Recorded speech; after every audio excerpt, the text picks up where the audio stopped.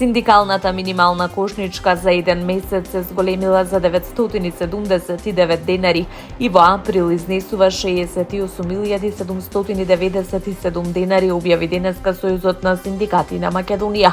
За првите 4 месеци од годината пак вредноста на синдикалната минимална кошничка се зголемила за 3.305 денари. Според пресметките на ССМ на едно 4-члено семејство во април оваа година му се потребни 26.085 денари за храна и пијалаци. За образование му се потребни 7.192 денари. За станарина, вода, електрична енергија и грејење треба да одвои 6.338 денари. За облека и обувки 6.129 денари. За рекреација и култура се одвоени 5.592 денари. За транспорт 4.961 денар. За ресторани и хотели 4.131 денар. За лична хигиена и одржување на хигиената во домот 2.667 денари. За комуникации 3.417 денари и за здравие 1.185 денари.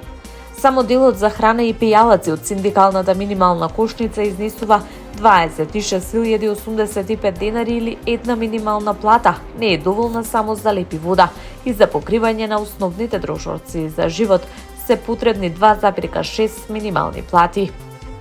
ССМ заедно со илјадници работници на 28 јануари и на 14 март побараа зголемување на минималната плата, но владата и работодавачите не го прифатија барањето и ја усогласија минималната плата за само 1.667 денари, со што истата изнесува 26.046 денари, велат од Сојузот на синдикати на Македонија. Министерот за надворешни работи и надворешна трговија Тимчо Муцунски изјави дека државата успешно ги евакуирала сите своји граѓани што побарале да бидат извлечени од државите во заливот, нагласувајќи дека процесот е завршен и дека нови евакуации не се планираат. Ги организиравме чартер летовите, ги евакуиравме сите наши граѓани што до тој момент бараа евакуација. Последниот авион од Дубај беше темпиран подоцна, но по овој процес веќе немаме намера да организираме нови евакуации, рече Муцунски. Тој потенцира дека сите граѓани што одлучиле да останат во регионот и покрај постојните политичко-безбедносни предизвици, тоа го направиле на сопствен ризик.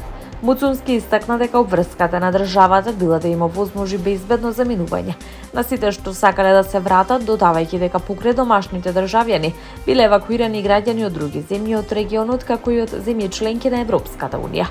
Во однос на трошоците, министерот информира дека за евакуацијата била спроведена јавна набавка со максимален износ до 1 милион евра, но конечната сума ќе биде дополнително утврдена. Ќе провериме со службите, ќе го доставиме точниот износ на потрошените средства. Тоа зависеше од бројот на реализирани летови, изјави Муцунски одговарајќи на новинарски прашања на заедничката пресконференција со својот казахстански колега Арман Шакалиев.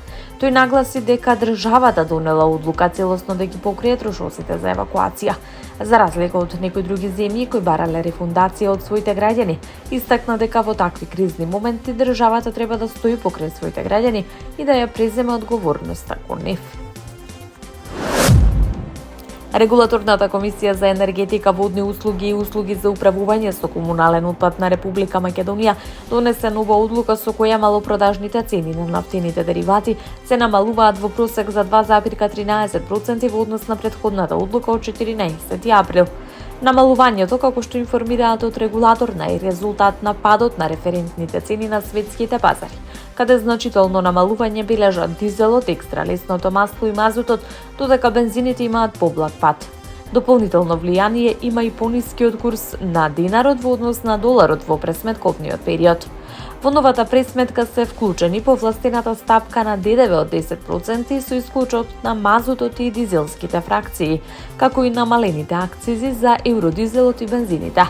Со тоа, од ноќеска на полноќ бензините и дизелот поевтинуваат за 1,50 динари по литар, додека цената на екстралесното масло за домаќинство бележи благо зголемување од 0,50 динари по литар. Во исто време, мазутот поевтинува и достигнува нова пониска цена од регулаторната комисија посочуваат дека ќе продолжат внимателно да ги следат движењата на светските пазари. Во наредниот период ќе носат одлуки соодветни на пазарните услови со цел стабилност на цените и заштита на потрошувачите. Македонија и Казахстан ќе ги засилуваат економската соработка и трговската размена. За таа цел вториот македонско-казахстански бизнис форум во Скопје и подпишувањето два значајни документи ќе дадат нов импулс на соработката меѓу бизнис заедниците и ќе придонесат за зголемување на трговската размена. Ова беше заклучено на заедничката пресконференција меѓу министерот за надворешни работи и надворешна трговија Тимчо Муцунски и неговиот казахстански колега министерот за трговија и интеграција Арман Шакалиев, кој престојува во официјална посета на земјава. Двајцата министри оценија дека актуелното ниво на економска соработка не го одразува реалниот потенцијал меѓу двете држави, но истакнаа дека постојат конкретни можности за негово значително напредување во наредниот период. Во таа насока, вториот македонско-казахстански бизнис форум во Скопје, како и подпишувањето на два значајни документи, се очекува да дадат нов поттик за поврзување на бизнис заедниците и за зголемување на трговската размена. Муцунски информираше дека е договорено одржување на втората седница на заедничката македонско-казахстанска комисија за трговска и економска соработка во Астана, што треба да придонесе за поинтензивна и поорганизирана економска динамика. При тоа како клучен предизвик беше посочена географската оддалеченост, која според него може да се надмине преку зајакната комуникација меѓу компаниите, стопанските комори и почеста организација на бизнис форуми. Казахстанскиот министер истакна дека неговата земја гледа на Македонија како на важна точка во европските транспортни и трговски текови, особено во контекст на развојот на транскрипскиот меѓународен транспортен пат, познат како Среден коридор, кој има значајна улога во поврзувањето на Азија и Европа.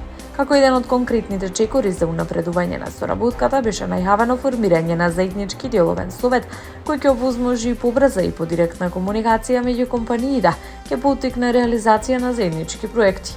Двете страни се согласија дека преку вакви иницијативи ќе се постави основа за поконструирана, одржлива и долгорочна економска соработка.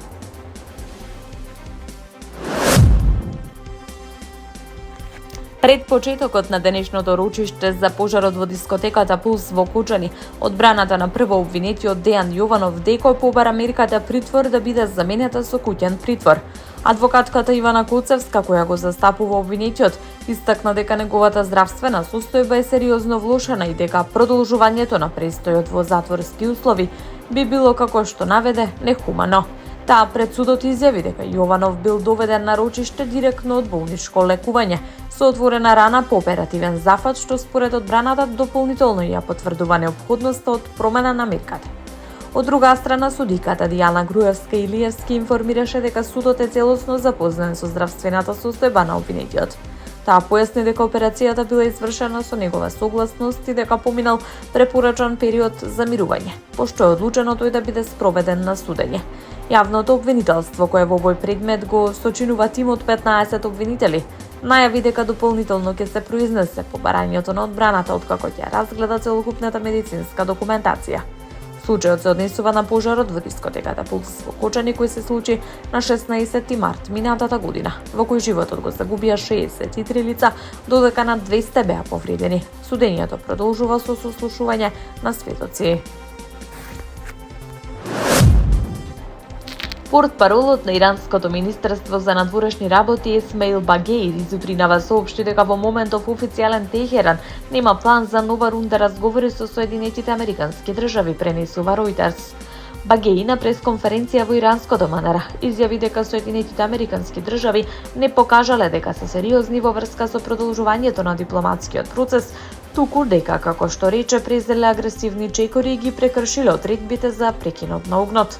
Тој нагласи дека отстранувањето на нуклеарните залихи од Иран никогаш не било опција во преговорите и дека официјалниот став на Техеран е да ги зачува нуклеарните достигнувања на иранска територија. Багеи оцени дека не е можно едностранно нормализирање на сообраќајот во Ормускиот леснец, поради како што изјави војната ситуација, американското кршење на прекинот на огнот и заканите кон иранските пристаништа и бродови.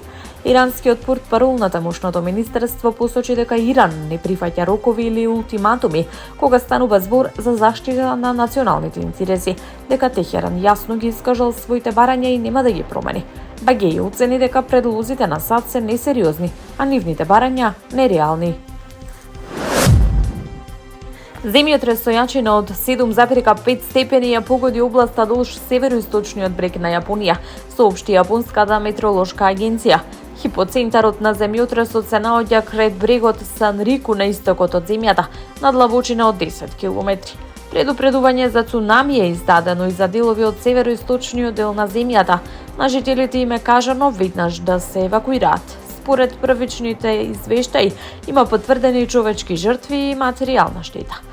Сега ќе собереме детални информации врз основа на кои ќе ги координираме сите активности за одговор на катастрофи, изјави јапонскиот премиер Санае Такаичи.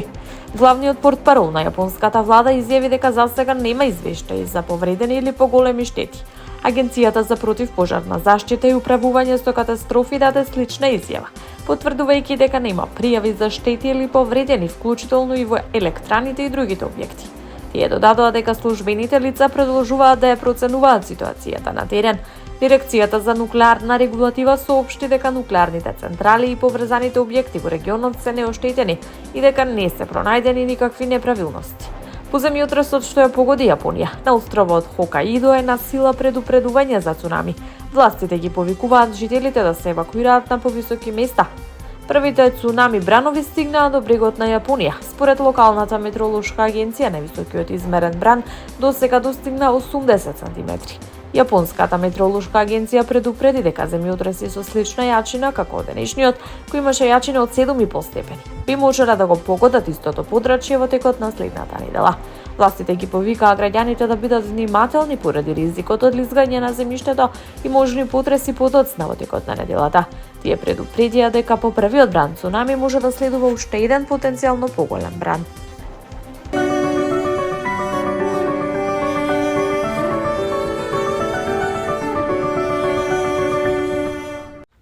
Управата за хидрометеоролошки работи за денеска најавува променливо облачно време со сончеви периоди. Од попладне ќе има повремен локален дожд и услови за краткотраен пороен дожд. Ќе дува слаб до умерена во западните делови и повремено засилен западен ветер. Минималните температури ќе се движат во интервал од 3 до 10 степени Целзиусови, додека максималните ќе се искачат од 12 до 23 степени. Времето во Скопје е променливо облачно со услови за повремен дожд во попладнивните часови и во делови од Котината. Ќе дува слаб до умерен северен ветер. Температурите ќе се движат од 8 до 21 степен. Според управата за хидрометеоролошки работи во текот на неделава ќе преовладува променливо облачно и посвежо време. До среда ќе има локални врнежи од дожд кој наместа може да биде пообилен. Од четврток следува стабилизирање на времето.